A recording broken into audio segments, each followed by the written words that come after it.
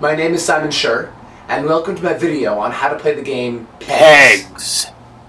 PEGS was a game that I learned from my instructor in Tampa, Florida, the late great Master Garry W. PEGS is a really fun game. Basically, it's a cross between Dodge Ball and Frisbee, but played with these soft discs. Originally, when the game was invented, they played it with the soft square pads. You'd separate the group of students into two teams, and then you'd try to throw the pads across the room at your opponent like a frisbee. Later on, we made PEGS out of duct tape and toilet paper, or paper towels. Basically, you take a strip of duct tape, two of them, lay them down in an X form. And then you take a pretty hefty pile of paper towels or toilet paper and place it in the center, and then fold the pieces over on it. And then you cover all the gaps with toilet paper, with more duct tape. Then you take scissors and you cut off the sharp corners and cover them with smaller pieces of duct tape. And then you punch it and break it and bend it and fold it up and mash it until it's a disc that's not really going to poke anybody's eye out. When we play with these, we usually have a height limit, so you become out or lose points if you hit somebody in the head or throw it higher than a certain level. This is for safety with these PEGS. Recently, I purchased a bunch of dog toys and took out the squeakers, and they do the same thing, except they're much softer, so I don't care where my students hit each other with the PEGS. To play this game, you separate your students into two teams. You can play one of two ways, points or outs. If you have only a few students and everyone would get out pretty quickly or the game would be tedious, you play points. And the judge will keep track of who gets the most points. Or you can play outs if you have larger groups. You separate the students into two teams and you give them boundary lines on either side of the room. So one team goes on one side, the other goes on the other side. You want to mark the boundary line because if they cross it and throw a peg, then they're out, or the other team gets a point. This is how I separate my teams.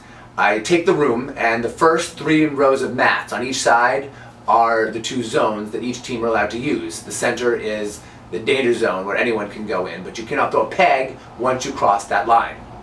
So when you're behind the line on your side, you throw the peg. If you cross over, you cannot throw the peg. If you throw it past the line, then you're out. Now, if someone throws a peg at you and you get hit, you're out. If the peg is rolling or sliding on the floor in motion and it touches you, then you're out. So if it's rolling and someone picks it up, they're out. If it's sliding and someone touches it, then they're out. If the peg bounces off a wall and hits somebody, then they're out.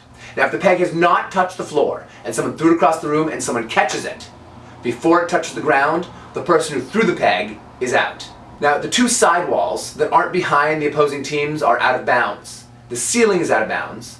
And in my room I have a black line around the center. Anything above the black line is out of bounds. This rule is of course optional.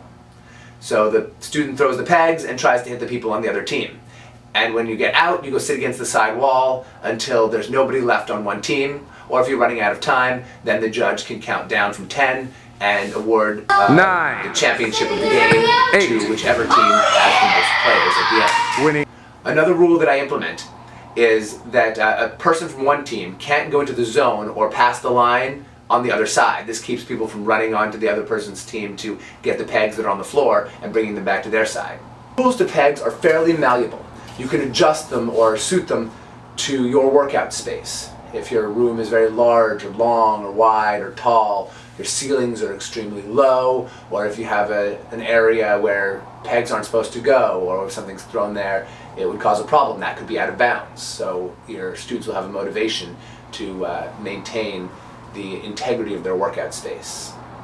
PEGS is a very fun game. The kids love it, and it teaches hand-eye coordination, the ability to watch your entire environs all at the same time, to keep an eye on everything, and to focus on stuff coming at you and to move out of the way as efficiently as possible.